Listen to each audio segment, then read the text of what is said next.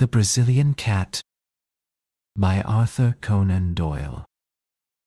It is hard luck on a young fellow to have expensive tastes, great expectations, aristocratic connections, but no actual money in his pocket, and no profession by which he may earn any. The fact was that my father, a good, sanguine, easy-going man, had such confidence in the wealth and benevolence of his bachelor elder brother, Lord Southerton, that he took it for granted that I, his only son, would never be called upon to earn a living for myself. He imagined that if there were not a vacancy for me on the great Southerton estates, at least there would be found some post in that diplomatic service which still remains the special preserve of our privileged classes. He died too early to realize how false his calculations had been. Neither my uncle nor the state took the slightest notice of me, or showed any interest in my career. An occasional brace of pheasants, or basket of hares, was all that ever reached me to remind me that I was heir to Otwell House and one of the richest estates in the country. In the meantime, I found myself a bachelor and man about town, living in a suite of apartments in Grosvenor Mansions, with no occupation save that of pigeon shooting and polo playing at Hurlingham. Month by month, I realized that it was more and more difficult to get the brokers to renew my bills, or to cash any further post obits upon an unentailed property. Ruin lay right across my path, and every day I saw it clearer, nearer, and more absolutely unavoidable. What made me feel my own poverty the more was that, apart from the great wealth of Lord Southerton, all my other relations were fairly well-to-do. The nearest of these was Everard King, my father's nephew, and my own first cousin, who had spent an adventurous life in Brazil, and had now returned to this country to settle down on his fortune. We never knew how he made his money, but he appeared to have plenty of it, for he bought the estate of Greylands, near Clipton-on-the-Marsh in Suffolk. For the first year of his residence in England, he took no more notice of me than my miserly uncle. But at last, one summer morning, to my very great relief and joy, I received a letter asking me to come down that very day and spend a short visit at Greylands Court. I was expecting a rather long visit to the bankruptcy court at the time, and this interruption seemed almost providential. If I could only get on terms with this unknown relative of mine, I might pull through yet. For the family credit, he could not let me go entirely to the wall. I ordered my valet to pack my valise, and I set off the same evening for Clipton-on-the-Marsh. After changing at Ipswich, a little local train deposited me at a small deserted station lying amidst a rolling grassy country, with a sluggish and winding river curving in and out amidst the valleys, between high, silted banks, which showed that we were within reach of the tide. No carriage was awaiting me. I found afterwards that my telegram had been delayed, so I hired a dog-cart at the local inn. The driver, an excellent fellow, was full of my relative's praises, and I learned from him that Mr. Everard King was already a name to conjure with in that part of the county. He had entertained the school children. He had thrown his grounds open to visitors. He had subscribed to charities. In short, his benevolence had been so universal that my driver could only account for it on the supposition that he had had parliamentary ambitions. My attention was drawn away from my driver's panegyric by the appearance of a very beautiful bird which settled on a telegraph post beside the road. At first I thought that it was a jay, but it was larger, with a brighter plumage. The driver accounted for its presence at once by saying that it belonged to the very man whom we were about to visit. It seems that the acclimatization of foreign creatures was one of his hobbies, and that he had brought with him from Brazil a number of birds and beasts which he was endeavoring to rear in England. When once we had passed the gates of Greylands Park, we had ample evidence of this taste of his, some small spotted deer, a curious wild pig known, I believe, as a peccary, a gorgeously feathered oriole, some sort of armadillo, and a singular lumbering in-toed beast like a very fat badger were among the creatures which I observed as we drove along the winding avenue. Mr. Everard King, my unknown cousin, was standing in person upon the steps of his house, for he had seen us in the distance, and guessed that it was I. His appearance was very homely and benevolent, short and stout, 45 years old, perhaps with a round, good-humored face, burned brown with the tropical sun, and shot with 1,000 wrinkles. He wore white linen clothes, in true planter style, with a cigar between his lips, and a large Panama hat upon the back of his head. It was such a figure as one associates with a veranda-had bungalow, and it looked curiously out of place in front of this broad stone English mansion, with its solid wings and its palladio pillars before the doorway. "My dear," he cried, glancing over his shoulder, "my dear, here is our guest. Welcome, welcome to Greylands. I am delighted to make your acquaintance, Cousin Marshall, and I take it as a great compliment that you should honor this sleepy little country place with your presence." Nothing could be more hearty than his manner, and he set me at my ease in an instant. But it needed all his cordiality to atone for the frigidity and even rudeness of his wife, a tall, haggard woman, who came forward at his summons. She was, I believe, of Brazilian extraction, though she spoke excellent English, and I excused her manners on the score of her ignorance of our customs. She did not attempt to conceal, however, either then or afterwards, that I was no very welcome visitor at Greylands Court. Her actual words were, as a rule, courteous, but she was the possessor of a pair of particularly expressive dark eyes, and I read in them very clearly from the first that she heartily wished me back in London once more. However, my debts were too pressing, and my designs upon my wealthy relative were too vital for me to allow them to be upset by the ill temper of his wife, so I disregarded her coldness and reciprocated the extreme cordiality of his welcome. No pains had been spared by him to make me comfortable. My room was a charming one. He implored me to tell him anything which could add to my happiness. It was on the tip of my tongue to inform him that a blank check would materially help towards that end, but I felt that it might be premature in the present state of our acquaintance. The dinner was excellent, and as we sat together afterwards over his Havanas and coffee, which later he told me was specially prepared upon his own plantation, it seemed to me that all my driver's eulogies were justified, and that I had never met a more large-hearted and hospitable man. But, in spite of his cheery good nature, he was a man with a strong will and a fiery temper of his own. Of this I had an example upon the following morning. The curious aversion which Mistress Everard King had conceived towards me was so strong that her manner at breakfast was almost offensive, but her meaning became unmistakable when her husband had quitted the room. "The best train in the day is at 12:15, said she.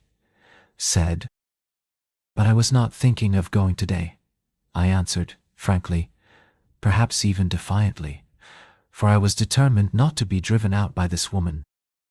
"Oh, if it rests with you," said she, and stopped with a most insolent expression in her eyes. "I am sure," I answered, "that Mr. Everard King would tell me if I were outstaying my welcome." "What's this?" said a voice, and there he was in the room. He had overheard my last words, and a glance at our faces had told him the rest. In an instant, his chubby, cheery face set into an expression of absolute ferocity. "Might I trouble you to walk outside, Marshall?" said he. "I may mention that my own name is Marshall King." He closed the door behind me, and then, for an instant, I heard him talking in a low voice of concentrated passion to his wife.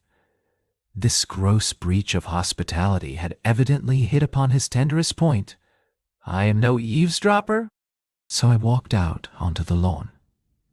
Presently, I heard a hurried step behind me, and there was the lady, her face pale with excitement and her eyes red with tears. "My husband has asked me to apologize to you, Mr. Marshal King," said she, standing with downcast eyes before me. "Please do not say another word, Mistress King." Her dark eyes suddenly blazed out at me. "You fool," she hissed with frantic vehemence, and turning on her heel swept back to the house. The insult was so outrageous, so insufferable, that I could only stand staring after her in bewilderment. I was still there when my host joined me. He was his cheery, chubby self once more. "I hope that my wife has apologized for her foolish remarks," said he. "Oh, yes, yes, certainly." He put his hand through my arm and walked with me up and down the lawn. "You must not take it seriously," said he. "It would grieve me inexpressibly if you curtailed your visit by 1 hour. The fact is, there is no reason why there should be any concealment between relatives. That my poor dear wife is incredibly jealous. She hates that anyone, male or female, should for an instant come between us. Her ideal is a desert island and an eternal tete-a-tete that gives you the clue to her actions, which are, I confess, on this particular point, not very far removed from mania. Tell me that you will think no more of it." No, certainly not." "Then light this cigar and come around with me and see my little menagerie." The whole afternoon was occupied by this inspection, which included all the birds, beasts, and even reptiles which he had imported. Some were free, some in cages, a few actually in the house. He spoke with enthusiasm of his successes and his failures, his births and his deaths, and he would cry out in his delight, like a schoolboy, when, as we walked, some gaudy bird would flutter up from the grass, or some curious beast slink into the cover. Finally, he led me down a corridor which extended from one wing of the house. At the end of this, there was a heavy door with a sliding shutter in it, and beside it, there projected from the wall an iron handle attached to a wheel and a drum. A line of stout bars extended across the passage. "I am about to show you the jewel of my collection," said he. "There is only one other specimen in Europe, now that the Rotterdam cub is dead. It is a Brazilian cat." "But how does that differ from any other cat?"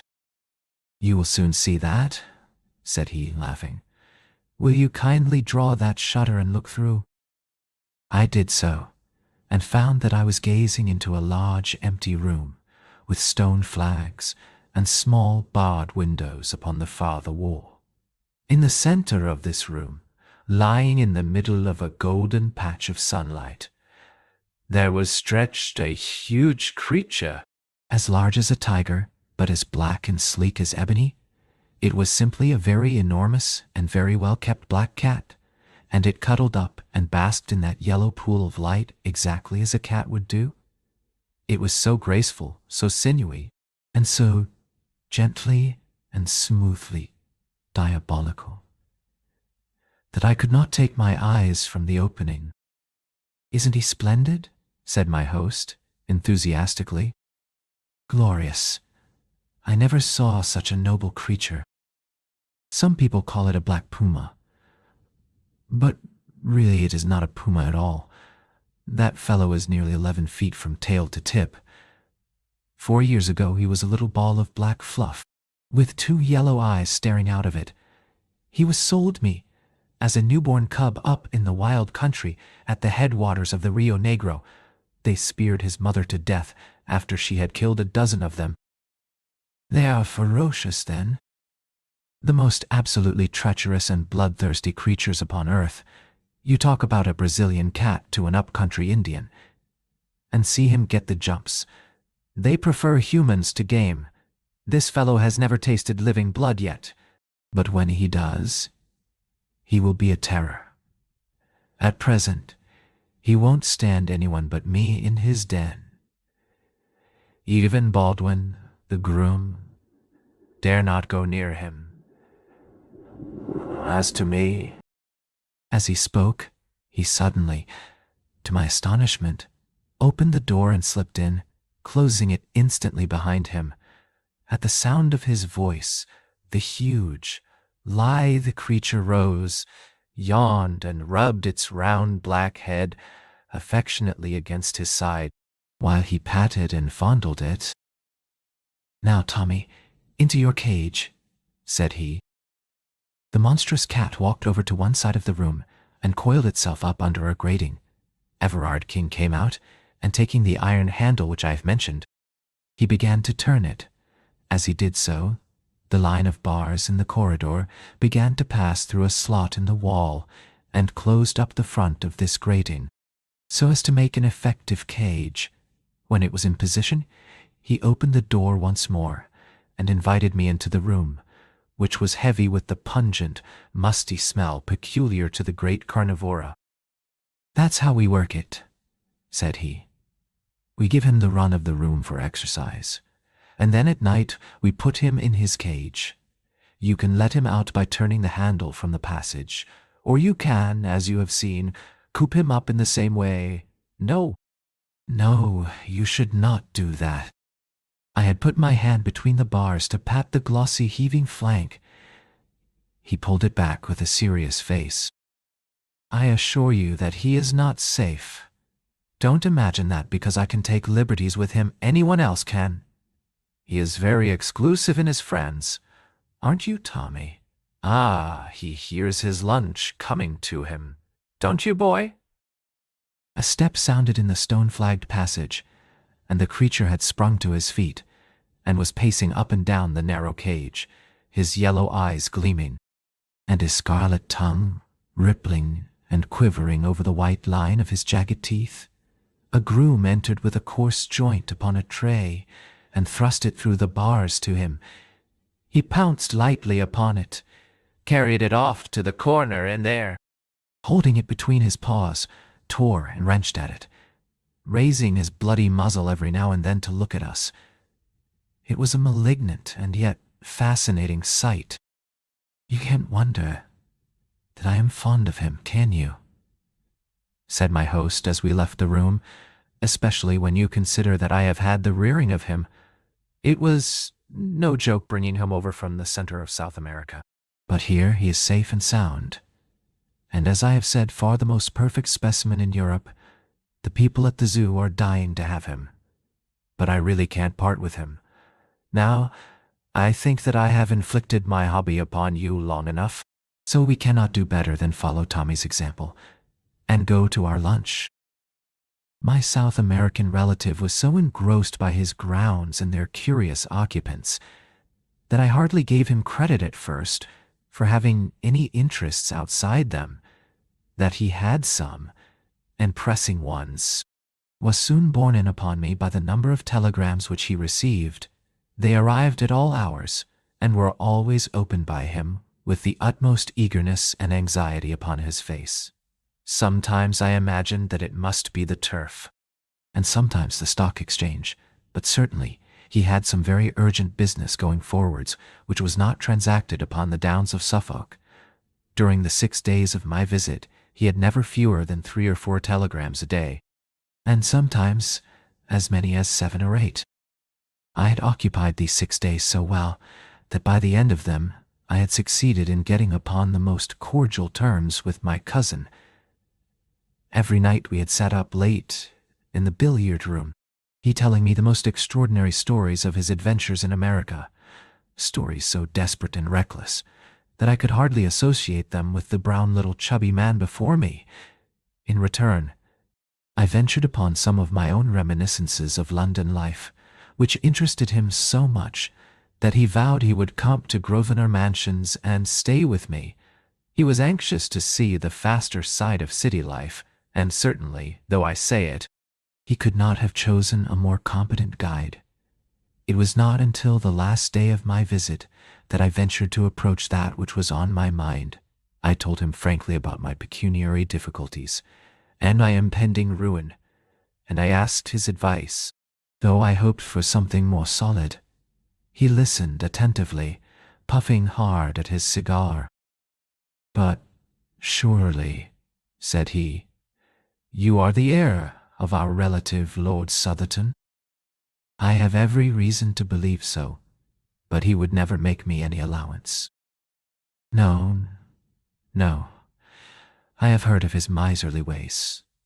My poor Marshal, your position has been a very hard one. By the way, have you heard any news of Lord Southerton's health lately?" "He has always been in a critical condition ever since my childhood." "Exactly.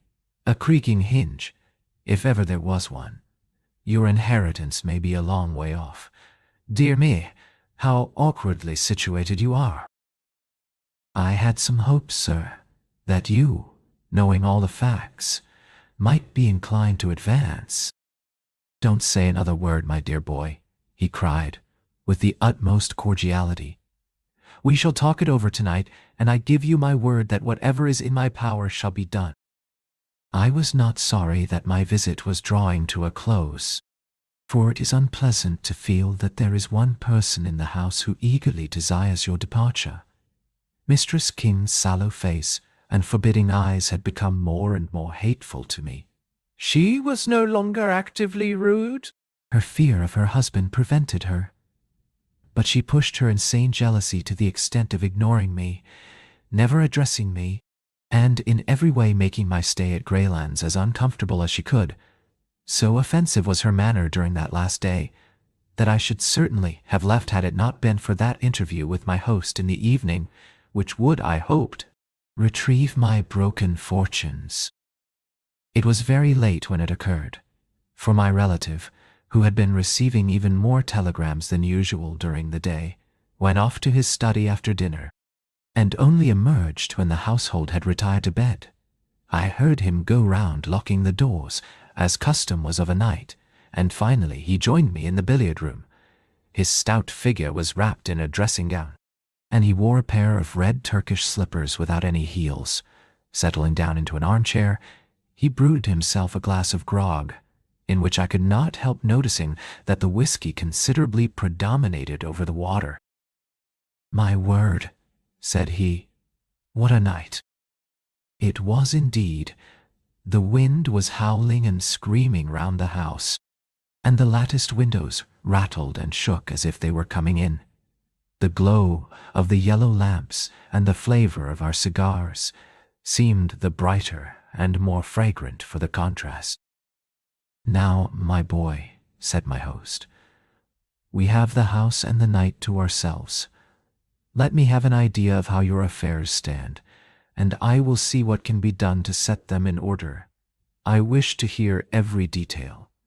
Thus encouraged, I entered into a long exposition, in which all my tradesmen and creditors, from my landlord to my valet, figured in turn. I had notes in my pocketbook, and I marshalled my facts and gave, I flatter myself, a very businesslike statement of my own unbusinesslike ways and lamentable position. I was depressed, however, to notice that my companion's eyes were vacant and his attention elsewhere. When he did occasionally throw out a remark, it was so entirely perfunctory and pointless that I was sure he had not in the least followed my remarks. Every now and then he roused himself and put on some show of interest, asking me to repeat or to explain more fully, but it was always to sink once more into the same brown study. At last he rose and threw the end of his cigar into the grate. "I'll tell you what, my boy," said he, "I never had a head for figures, so you will excuse me. You must jot it all down upon paper, and let me have a note of the amount. I'll understand it when I see it in black and white." The proposal was encouraging. I promised to do so. And now it's time we were in bed. By Jove, there's 1 o'clock striking in the hall. The tingling of the chiming clock broke through the deep roar of the gale. The wind was sweeping past with the rush of a great river. "I must see my cat before I go to bed," said my host. "A high wind excites him," Will you come?" "Certainly," said I. "Then tread softly, and don't speak, for everyone is asleep." We passed quietly down the lamp-lit Persian rugged hall, and through the door at the farther end. All was dark in the stone corridor, but a stable lantern hung on a hook, and my host took it down and lit it. There was no grating visible in the passage, so I knew that the beast was in its cage. "Come in," said my relative, and opened the door. A deep growling as we entered showed that the storm had really excited the creature.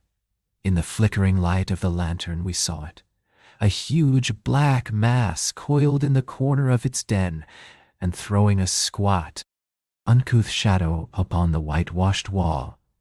Its tail switched angrily among the straw.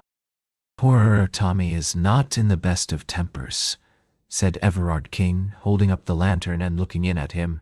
"What a black devil he looks, doesn't he? I must give him a little supper to put him in a better humor. Would you mind holding the lantern for a moment?" I took it from his hand, and he stepped to the door. "His larder is just outside here," said he. "You will excuse me for an instant, won't you?" He passed out, and the door shut with a sharp, metallic click behind him. That hard, crisp sound made my heart stand still. A sudden wave of terror passed over me. A vague perception of some monstrous treachery turned me cold. I sprang to the door, but there was no handle upon the inner side. "Here!" I cried. "Let me out." "All right, don't make a row," said my host from the passage. "You've got the light all right." "Yes, but I don't care about being locked in alone like this. Don't you?" I heard his hearty, chuckling laugh. "You won't be alone long?" "Let me out, sir," I repeated angrily. "I tell you I don't allow practical jokes of this sort."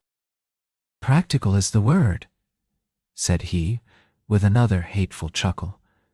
And then suddenly I heard, amidst the roar of the storm, the creak and whine of the winch handle turning, and the rattle of the grating as it passed through the slot. Great God! God! He was letting loose the Brazilian cat.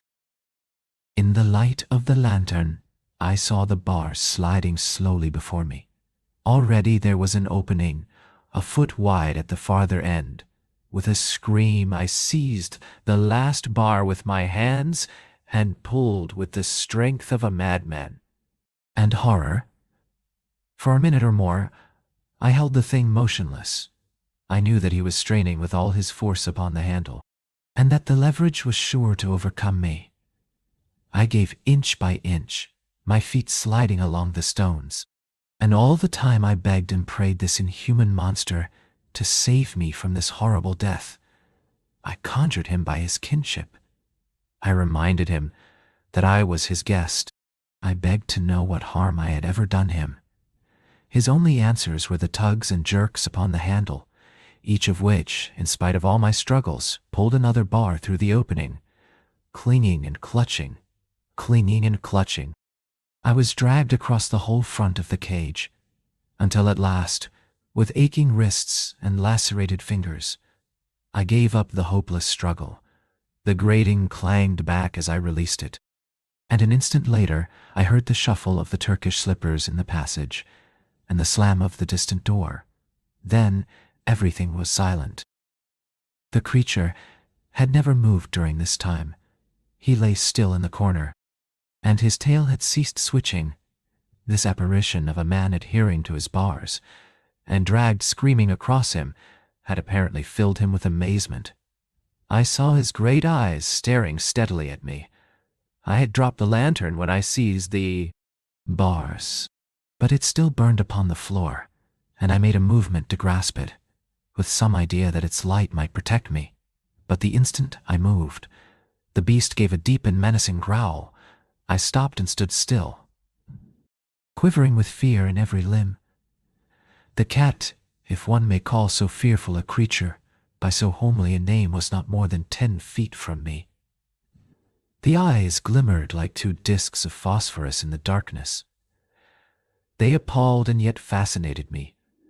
I could not take my own eyes from them. Nature plays strange tricks with us at such moments of intensity, and those glimmering lights waxed and waned with a steady rise and fall. Sometimes they seemed to be tiny points of extreme brilliancy, little electric sparks in the black obscurity. Then they would widen and widen until all that corner of the room was filled with their shifting and sinister light, and then suddenly they went out altogether. The beast had closed its eyes. I do not know whether there may be any truth in the old idea of the dominance of the human gaze, or whether the huge cat was simply drowsy, but the fact remains that, far from showing any symptom of attacking me, it simply rested its sleek, black head upon its huge forepaws and seemed to sleep. I stood, fearing to move lest I should rouse it into malignant life once more. But at least I was able to think clearly now that the baleful eyes were off me. Here I was shut up for the night with the ferocious beast, my own instincts, to say nothing of the words of the plausible villain who laid this trap for me, warned me that the animal was as savage as its master. How could I stave it off until morning? The door was hopeless, and so were the narrow, barred windows. There was no shelter anywhere in the bare, stone-flagged room. To cry for assistance was absurd. I knew that this den was an outhouse, and that the corridor which connected it with the house was at least 100 feet long. Besides, with the gale thundering outside, my cries were not likely to be heard. I had only my own courage and my own wits to trust to. And then, with a fresh wave of horror, my eyes fell upon the lantern. The candle had burned low, and was already beginning to gutter. In 10 minutes it would be out. I had only 10 minutes then in which to do something, for I felt that if I were once left in the dark with that fearful beast, I should be incapable of action. The very thought of it paralyzed me. I cast my despairing eyes round this chamber of death, and they rested upon one spot, which seemed to promise, I will not say safety, but less immediate and imminent danger than the open floor. I have said that the cage had a top as well as a front, and this top was left standing when the front was wound through the slot in the wall. It consisted of bars at a few inches interval, with stout wire netting between, and it rested upon a strong stanchion at each end. It stood now as a great barred canopy over the crouching figure in the corner. The space between this iron shelf and the roof may have been from 2 or 3 feet. If I could only get up there, squeezed in between bars and ceiling, I should have only one vulnerable side. I should be safe from below, from behind, and from each side. Only on the open face of it could I be attacked. There, it is true, I had no protection whatever, but at least I should be out of Dute's path when he began to pace about his den. He would have to come out of his way to reach me. It was now or never, for if once the light were out it would be impossible. With a gulp in my throat I sprang up, seized the iron edge of the top, and swung myself panting onto it. I writhed in face downwards, and found myself looking straight into the terrible eyes and yawning jaws of the cat. Its fetid breath came up into my face like the steam from some foul pot. It appeared, however, to be rather curious than angry. With a sleek ripple its long black back it rose, stretched itself, and then rearing itself on its hind legs, with one forepaw against the wall, it raised the other, and drew its claws across the wire meshes beneath me. One sharp white hook tore through my trousers, for I may mention that I was still in evening dress, and dug a furrow in my knee. It was not meant as an attack, but rather as an experiment, for upon my giving a sharp cry of pain, he dropped down again, and springing lightly into the room, he began walking swiftly round it, looking up every now and again in my direction. For my part, I shuffled backwards until I lay with my back against the wall, screwing myself into the smallest space possible, The farther I got, the more difficult it was for him to attack me. He seemed more excited now that he had begun to move about, and he ran swiftly and noiselessly round and round the den, passing continually underneath the iron couch upon which I lay. It was wonderful to see so great a bulk passing like a shadow, with hardly the softest thudding of velvety pads. The candle was burning low, so low that I could hardly see the creature. And then, with a last flare and splutter, it went out altogether. I was alone with the cat in the dark. It helps one to face a danger when one knows that one has done all that possibly can be done. There is nothing for it then but to quietly await the result. In this case, there was no chance of safety anywhere, except the precise spot where I was. I stretched myself out, therefore, and lay silently, almost breathlessly, hoping that the beast might forget my presence if I did nothing to remind him. I reckoned that it must already be 2 o'clock. At 4, it would be full dawn. I had not more than 2 hours to wait for daylight. Outside, the storm was still raging, and the rain lashed continually against the little windows. Inside, the poisonous and fetid air was overpowering. I could neither hear nor see the cat. I tried to think about other things, but only one had power enough to draw my mind from my terrible position. That was the contemplation of my cousin's villainy, his unparalleled hypocrisy, his malignant hatred of me. Beneath that cheerful face there lurked the spirit of a medieval assassin, and as I thought of it, I saw more clearly how cunningly the thing had been arranged. He had apparently gone to bed with the others. No doubt he had his witness to prove it.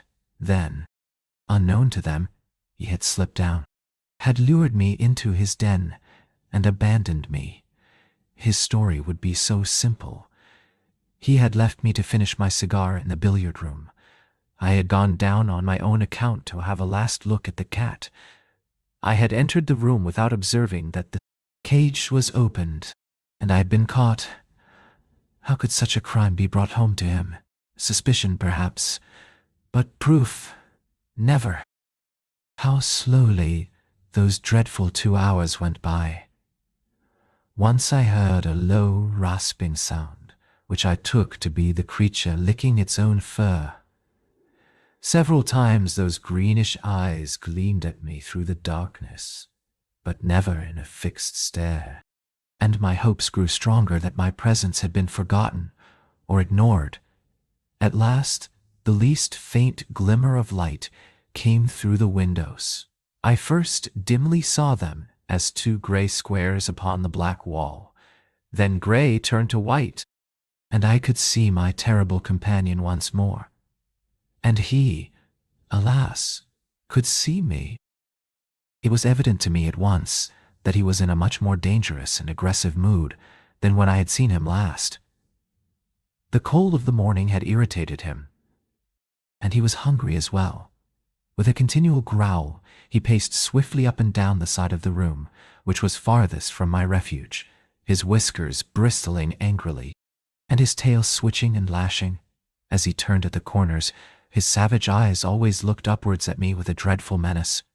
I knew then that he meant to kill me, yet I found myself, even at that moment, admiring the sinuous grace of the devilish thing, its long, undulating, rippling movements, the gloss of its beautiful flanks, the vivid, palpitating scarlet of the glistening tongue, which hung from the jet-black muzzle. And all the time that deep, threatening growl was rising and rising in an unbroken crescendo. I knew that the crisis was at hand. It was a miserable hour to meet such a death. So cold, so comfortless, shivering in my light dress, clothes upon this gridiron of torment upon which I was stretched. I tried to brace myself to it, to raise my soul above it, and at the same time, with the lucidity which comes to a perfectly desperate man, I cast round for some possible means of escape, One thing was clear to me. If that front of the cage was only back in its position once more, I could find a sure refuge behind it. Could I possibly pull it back? I hardly dared to move for fear of bringing the creature upon me. Slowly, very slowly, I put my hand forward until it grasped the edge of the front, the final bar which protruded through the wall. To my surprise, it came quite easily to my jerk. Of course, the difficulty of drawing it out arose from the fact that I was clinging to it. I pulled again, and 3 inches of it came through. It ran apparently on wheels. I pulled again, and then the cat sprang. It was so quick, so sudden, that I never saw it happen. I simply heard the savage snarl, and in an instant afterwards the blazing yellow eyes, the flattened black head with its red tongue and flashing teeth, were within reach of me. The impact of the creature shook the bars upon which I lay, until I thought, as far as I could think of anything at such a moment, that they were coming down. The cat swayed there for an instant, the head and front paws quite close to me, the hind paws clawing to find a grip upon the edge of the grating. I heard the claws rasping as they clung to the wire netting, and the breath of the beast made me sick. But its bound had been miscalculated. It could not retain its position. Slowly, grinning with rage, and scratching madly at the bars, it swung backwards and dropped heavily upon the floor. With a growl, it instantly faced round to me and crouched for another spring. I knew that the next few moments would decide my fate. The creature had learned by experience. It would not miscalculate again. I must act promptly, fearlessly, if I were to have a chance for life. In an instant I had formed my plan. Pulling off my dress coat, I threw it down over the head of the beast. At the same moment I dropped over the edge, seized the end of the front grating, and pulled it frantically out of the wall. It came more easily than I could have expected. I rushed across the room, bearing it with me. But as I rushed, the accident of my position put me upon the outer side. Had it been the other way, I might have come off scathless. As it was, there was a moment's pause as I stopped it and tried to pass in through the opening which I had left. That moment was enough to give time to the creature to toss off the coat with which I had blinded him and to spring upon me. I hurled myself through the gap and pulled the rails to behind me, but he seized my leg before I could entirely withdraw it. One stroke of that huge paw tore off my calf as a shaving of wood curls off before a plane. The next moment, bleeding and fainting, I was lying among the foul straw with a line of friendly bars between me and the creature which ramped so frantically against them. Too wounded to move, and too faint to be conscious of fear, I could only lie more dead than alive, and watch it. It pressed its broad, black chest against the bars, and angled for me with its crooked paws, as I have seen a kitten do before a mousetrap. It ripped my clothes, but, stretch as it would, it could not quite reach me. I have heard of the curious numbing effect produced by wounds from the great carnivora, and now I was destined to experience it, for I had lost all sense of personality, and was as interested in the cat's failure or success as if it were some game which I was watching. And then gradually my mind drifted away into strange vague dreams, always with that black face and red tongue coming back into them. And so I lost myself in the nirvana of delirium, the blessed relief of those who are too sorely tried. Tracing the course of events afterwards, I conclude that I must have been insensible for about 2 hours. What roused me to consciousness once more was that sharp metallic click, which had been the precursor of my terrible experience. It was the shooting back of the spring lock. Then, before my senses were clear enough to entirely apprehend what they saw, I was aware of the round, benevolent face of my cousin peering in through the open door. What he saw evidently amazed him. There was the cat crouching on the floor. I was stretched upon my back in my shirt sleeves within the cage. my trousers torn to ribbons, and a great pool of blood all round me. I can see his amazed face now, with the morning sunlight upon it. He peered at me, and peered again. Then he closed the door behind him, and advanced to the cage to see if I were really dead. I cannot undertake to say what happened. I was not in a fit state to witness or to chronicle such events. I can only say that I was suddenly conscious that his face was away from me, that he was looking towards the animal. "Good old Tommy!" he cried. "Good old Tommy!" Then he came near the boss, with his back still towards me. "Down, you stupid beast!" he roared. "Down, sir! Don't you know your master?" Suddenly, even in my bemuddled brain, a remembrance came of those words of his when he had said that the taste of blood would turn the cat into a fiend. My blood had done it, but he was to pay the price. "Get away!" he screamed. "Get away, you devil! Baldwin! Baldwin! Oh my God!" And then I heard him fall, and rise, and fall again, with a sound like the ripping of sacking.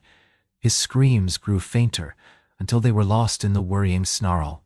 And then, after I thought that he was dead, I saw, as in a nightmare, a blinded, tattered, blood-soaked figure running wildly round the room. And that was the last glimpse which I had of him before I fainted once again. I was many months in my recovery. In fact, I cannot say that I have ever recovered, for to the end of my days I shall carry a stick as a sign of my night with the Brazilian cat. Baldwin, the groom, and the other servants could not tell what had occurred, when, drawn by the death cries of their master, they found me behind the bars, and his remains, or what they afterwards discovered to be his remains, in the clutch of the creature which he had reared. They stalled him off with hot irons, and afterwards shot him through the loophole of the door, before they could finally extricate me. I was carried to my bedroom, and there, under the roof of my would-be murderer, I remained between life and death for several weeks. They had sent for a surgeon from Clipton and a nurse from London, and in a month I was able to be carried to the station, and so conveyed back once more to Grosvenor Mansions. I have one remembrance of that illness, which might have been part of the ever-changing panorama conjured up by a delirious brain, were it not so definitely fixed in my memory. One night, when the nurse was absent, the door of my chamber opened, and a tall woman in blackest mourning slipped into the room. She came across to me, and as she bent her sallow face, I saw by the faint gleam of the night light that it was the Brazilian woman whom my cousin had married. She stared intently into my face, and her expression was more kindly than I had ever seen it. "Are you conscious?" she asked. I feebly nodded, for I was still very weak. "Well, then, I only wish to say to you that you have yourself to blame. Did I not do all I could for you? From the beginning I tried to drive you from the house, by every means, short of betraying my husband. I tried to save you from him. I knew that he had a reason for bringing you here. I knew that he would never let you get away again. No one knew him as I knew him, who had suffered from him so often. I did not dare to tell you all this. He would have killed me. But I did my best for you. As things have turned out, you have been the best friend that I have ever had. You have set me free, and I fancied that nothing but death would do that. I am sorry if you were hurt, but I cannot reproach myself. I told you that you were a fool, and a fool you have been." She crept out of the room, and I was never destined to see her again. With what remained from her husband's property, she went back to her native land, and I have heard that she afterwards took the veil at Pernambuco. It was not until I had been back in London for some time that the doctors pronounced me to be well enough to do business. It was not a very welcome permission to me, for I feared that it would be the signal for an inrush of creditors. But it was Summers, my lawyer, who first took advantage of it. I am very glad to see that your lordship is so much better, said he. I have been waiting a long time to offer my congratulations. What do you mean, Summers? This is no time for joking. I mean what I say, he answered. You have been Lord Southerton for the last 6 weeks, but we feared that it would retard your recovery if you were to learn it. Lord Southerton, one of the richest peers in England. I could not believe my ears. And then suddenly I thought of the time which had elapsed and how it coincided with my injuries. Then Lord Southerton must have died about the same time that I was hurt. His death occurred upon that very day. Summers looked hard at me as I spoke, and I am convinced, for he was a very shrewd fellow, that he had guessed the true state of the case. He paused for a moment as if awaiting a confidence from me, but I could not see what was to be gained by exposing such a family scandal. Yes, a very curious coincidence, he continued, with the same knowing look. Of course, you are aware that your cousin Everard King was the next heir to the estates. Now, if it had been you, instead of him who had been torn to pieces by this tiger, or whatever it was, then of course he would have been Lord Southerton at the present moment. No doubt, said I. And he took such an interest in it, said Summers. I happen to know that the late Lord Southerton's valet was in his pay, and that he used to have telegrams from him every few hours to tell him how he was getting on. That would be about the time when you were down there. Was it not strange that he should wish to be so well informed, since he knew that he was not the direct heir? Very strange, said I. And now, Summers, if you will bring me my bills and a new checkbook, we will begin to get things into order. You are in the Silver Library. If you enjoyed the experience, like and subscribe for more.